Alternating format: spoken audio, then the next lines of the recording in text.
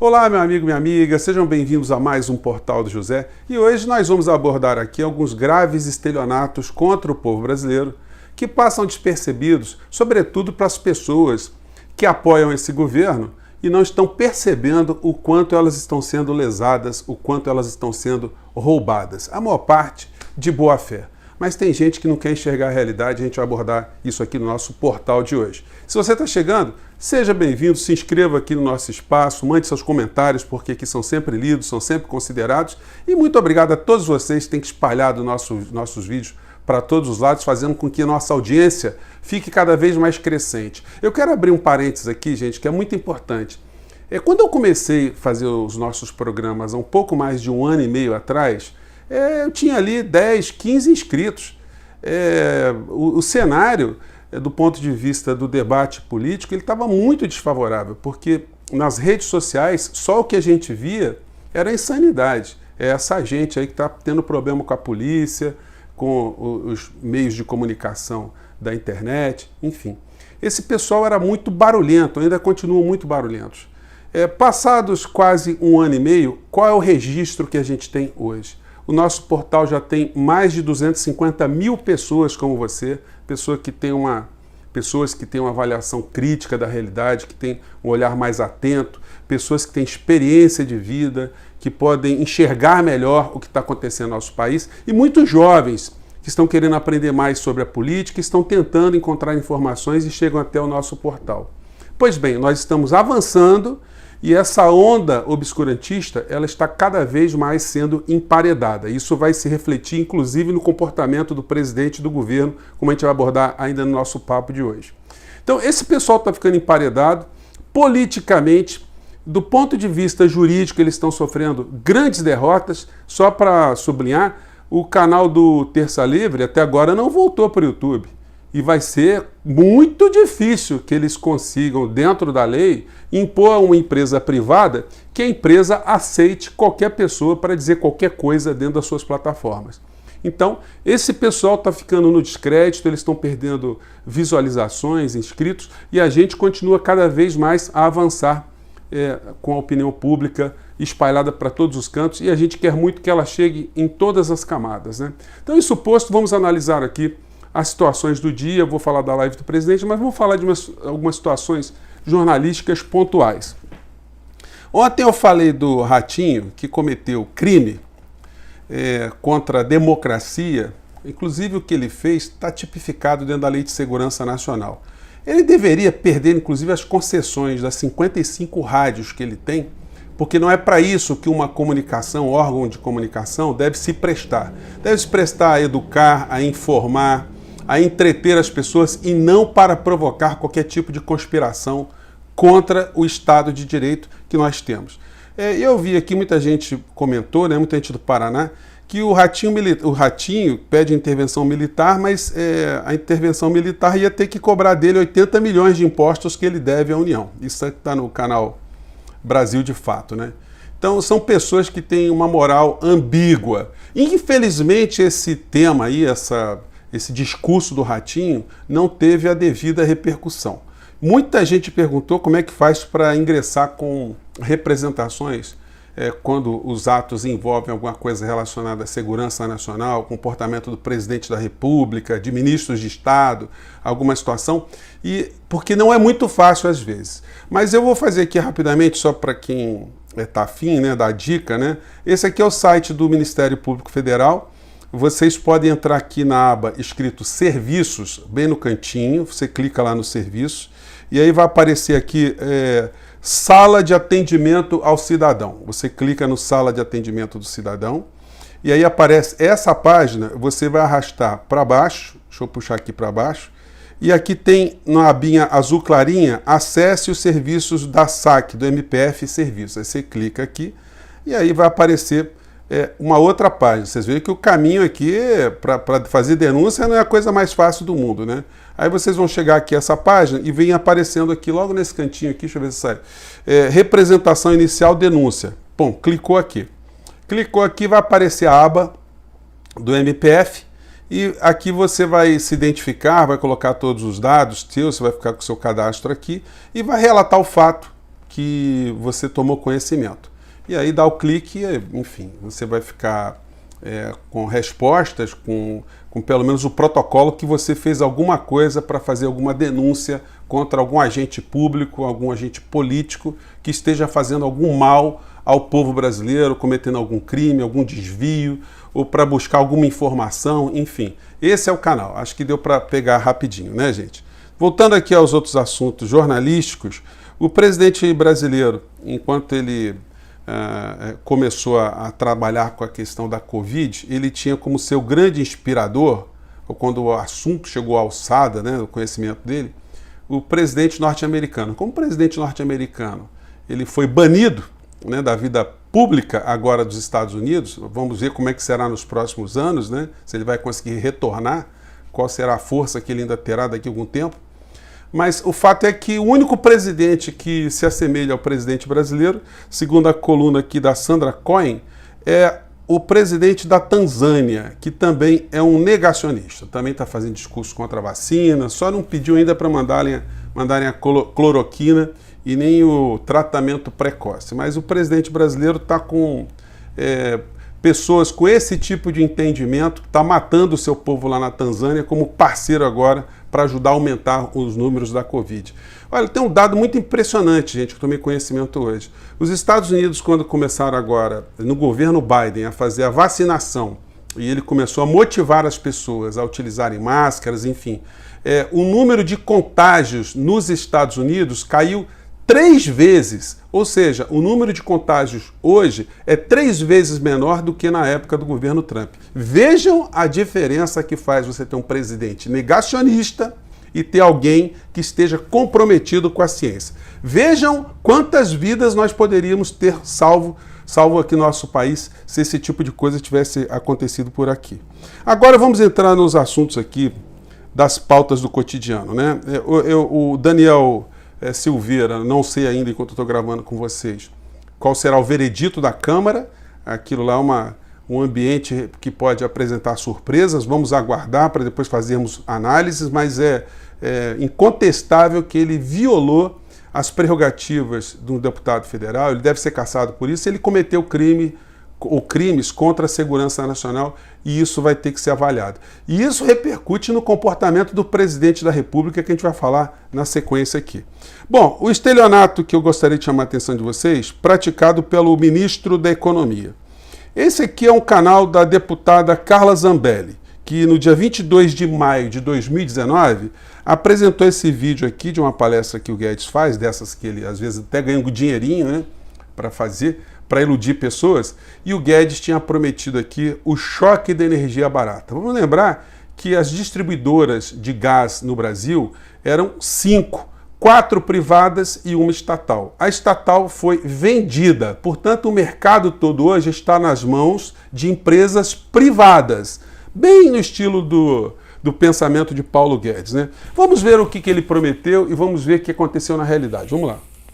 Então nós podemos fazer uma reindustrialização do país na base de energia barata e ao mesmo tempo fazer o botijão de gás, chegar na casa do trabalhador brasileiro pela metade do preço que é hoje, sem nenhuma bolsa, sem nenhuma ajuda. É a economia de mercado funcionando. Então nós vamos fazer isso também, isso deve sair em 30, 60 dias, vai sair o choque da energia barata. 30, 60 dias é o choque da energia barata. Bom, isso aí foi no dia 22, 21 de maio. Então era para julho, já era para ter o gás já com preços melhores, né? O que aconteceu no ano subsequente a essa fala do Paulo Guedes? Se a gente entra aqui nos jornais, a gente vai ver aqui esse tipo de notícia aqui. Vamos lá. Preço do gás de cozinha sobe nessa quinta e acumula alta de 22% no ano. Isso aqui é uma matéria ainda do dia 3 de dezembro de 2020. 22%. E isso é porque o Guedes tinha dito que o choque, iríamos ter o choque do gás barato. Nesse ano, a gente vai ver que o gás já aumentou mais 2 vezes, acumulando aqui uma alta de mais de 5% sobre os 22% que tinham sido aumentados no ano passado. Quando a gente pega, por exemplo, os indicadores desse ano, dos combustíveis, nós vamos ver que só esse ano a gasolina subiu 34,7%. E o óleo diesel subiu 24,7% ou 27,4%. Foi um reajuste cabeludo, só que eles estão fazendo a conta gotas para as pessoas não perceberem. Mas o caminhoneiro que abastece todos os dias para fazer viagens longas, ele está sentindo a barra. E o Bolsonaro, o que ele diz em relação a isso? Ele parece ser uma pessoa da oposição. Ele parece que não tem nada a ver com o governo. Ele vai para a live dele, fica reclamando, e ele acaba engabelando muitas pessoas. Porque o que acontece na técnica dessa história toda é o seguinte: o Bolsonaro, ele faz discursos morais ou voltados para as pautas morais, né? Ah, eu sou contra sexo nas escolas. Quem é a favor de sexo nas escolas? Para ensinar a criança alguma coisa de sexo, do ponto de vista que ele coloca, né? Diferente de uma educação sexual. Ah, eu sou a favor de Deus. Tem alguém que seja contra Deus, que faça militância contra Deus, não é? Então, muitas pessoas vão se identificando. Ah, eu sou pela família. Tem alguém que não gosta de família? Sou a favor da vida. E aí ele vai pegando as pautas de grupos mais próximos deles, né? De vamos armar a população. Bom, ele faz com esse tipo de discurso a ideia que todo mundo tem direito de proteger a própria vida. Quem é que não quer proteger a própria vida? Então, muitas pessoas que não têm uma leitura política da realidade acham lógicas essas falas do presidente e não percebem que elas estão sendo roubadas pela área da economia. E de vez em quando aparece um para dizer para a gente ir para Venezuela, para Cuba: meu amigo, olha, se a gente for para esses lugares aí, a gente vai sofrer menos do que você. Porque você está vendo aqui no nosso país que você está sendo roubado e esse roubo parece que não terá fim, exceto numa troca de governo. Você está sendo mal alimentado, mal vestido, mal transportado, mal educado e você está feliz porque você acha que o presidente é um mito, né? Pois bem, o presidente parou de falar aquela frase, né, bíblica, que eu até erro de vez em quando, eu falo João 8,23, quando é João 8,32, né? E conhecereis a verdade vos libertará. Ele parou de falar com isso.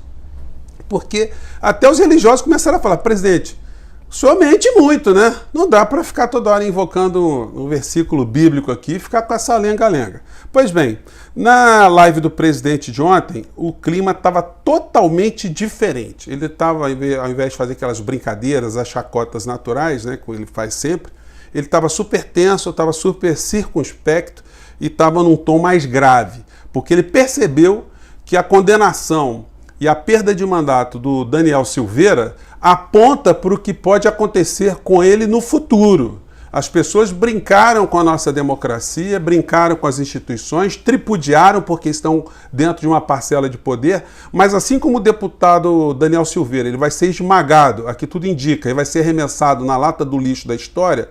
Esse é um prenúncio do que irá acontecer com esse governo, com as pessoas que estão nesse governo também. Bolsonaro já sentiu que é esse o caminho. E o que ele fez nessa live? Bom, primeiro, ele não fala nada das vítimas da Covid, ele não fala nada para as famílias, ele não tem a menor compaixão, não tem o menor interesse sobre as vidas das outras pessoas. Disse que ficou lá em Santa Catarina durante 5 dias, mas ele estava trabalhando com Hélio Negão, nadando, e com Eduardo Bananinha, nadando, junto com aquele bando de seguranças, nadando. Qual era o tipo de trabalho que foi feito ali? Que tipo de ato administrativo saiu ali, a não ser a ideia estapafúrdia de flexibilizar o uso de armas num país que está precisando salvar vidas por conta das mortes que estão acontecendo aqui, né?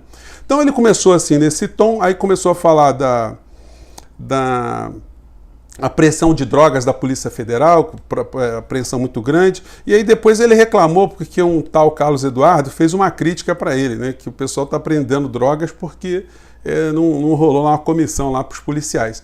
O que o presidente fez? Ele pegou o nome do seu seguidor e mandou para a Polícia Federal, para o cara formalizar ali que a polícia é corrupta. Vocês vejam como é que o presidente estava bem destemperado. Aí ele falou sobre a liberação das armas, novamente, falou dos preços dos combustíveis como se não tivesse nada a ver com isso, colocou a culpa no PT, e isso vai entrando na cabeça das pessoas, né? Que a responsabilidade do governo hoje não é dele. São coisas que aconteceram no passado. É como se ele não pudesse, de fato, fazer nada. Ele fosse oposição. E aí ele sempre se coloca no lado do consumidor, dizendo: vou fazer alguma coisa na Petrobras. Evidentemente que é muito difícil ele fazer alguma coisa, porque senão Aí ele começa a criar problemas com o mercado financeiro, com os acionistas, e ele não quer fazer isso. Ele joga para um lado para a torcida, enquanto o governo assalta para o outro lado. Aí falou da redução de imposto de bicicleta. Olha só que coisa importante, né? Mais uma facada na indústria brasileira. Quanto mais se liberaliza para mercadorias estrangeiras virem para cá com menos tributos, mais você vai provocando, acentuando o desmonte, a desindustrialização e o desemprego no nosso país. E ele falou isso de uma forma muito tranquila. E também reclamou que um seguidor dele disse que ele não come bicicleta, que tem que baixar o preço do arroz. Ele escuta os desaforos do povo dele de vez em quando. Isso enquanto ele está falando, no chat, todo mundo perguntando, e o Daniel Silveira? Fale sobre o Daniel Silveira. E o Bolsonaro caladinho, não falou absolutamente nada. Entregou o Daniel na cova dos leões, né? O Bolsonaro mostrando que ele não tem menor solidariedade, menor firmeza de caráter, não tem a menor consideração com aqueles que são seus companheiros, aqueles que são seus aliados, entregou as traças. E os deputados, que são seguidores dele também, estão entregando o deputado às traças. Vamos ver qual será o veredito hoje nessa permanência dele ou não na prisão. E aí o Bolsonaro vai dizendo que os preços do arroz, do feijão, da carne, do milho, tudo subiu por conta da política do fique em casa. Gente, qual é a relação que tem o óleo de soja subir com a política do fique em casa? É um discurso estelionatário, mas muitas pessoas começam a acreditar nesse tipo de situação. Que o milho subiu, o arroz subiu, a carne subiu por conta do fique em casa. O que as pessoas ficarem em casa provoca o aumento no preço do rebanho aqui no nosso país? Qual é a ligação que tem uma coisa com a outra? Ele vai dizer daqui a pouco que o dólar está subindo por conta da política do fique em casa. Que tudo é culpa da política do fique em casa. O que é também uma manobra absolutamente cretina, mas ela funciona pelo menos para os seguidores do presidente da República, né? Aí ele falou mais uma vez dos preços dos combustíveis, que ele mandou para o Congresso Nacional um projeto de lei para equalizar o preço da cobrança do ICMS, e nós sabemos que foi um projeto para inglês ver, porque os governadores não vão abrir mão de receita e numa situação tão grave de crise de arrecadação como essa. Ele sabe disso, mas ele faz um movimento para enganar as pessoas que acreditam nele que está fazendo alguma coisa. E aí ele fez uma acusação grave que o PCC manda nos preços de alguns combustíveis. Gente, uma organização criminosa no estado de São Paulo, ele evitou dizer que era São Paulo, mas nós sabemos que ele está se referindo ao Dória, né? Insinuando que Dória tem algum tipo de acordo com o PCC para explorar posto de gasolina. Esse é o presidente que está aí fazendo live para cima e para baixo, né? E depois ele trouxe o Tarcísio falou de leilões que estão super felizes, estão vendendo tudo. Tá vendendo o Brasil, vendendo aeroporto, tá uma maravilha, todo mundo está curtindo muito. Eles colocam isso como uma coisa muito boa para o povo brasileiro. E depois vieram as perguntas sobre... As perguntas são dirigidas lá pelo pessoal da Rádio Jovem Pan, perguntas que são de chapa branca, né? Não perguntaram nada do deputado Daniel, nada do que está acontecendo, nada da posição dele, nada da relação dele com o Supremo Tribunal Federal, nada se ele tem medo de amanhã ele não ser preso também, coisa que acontecerá diante do que está previsto na nossa legislação e na Constituição Federal. Enfim, uma live para enganar trouxa, mas muita gente ontem percebeu que o presidente se acovardou. Ele colocou a viola no saco e ele está entregando o deputado Fortão para as jaulas, né?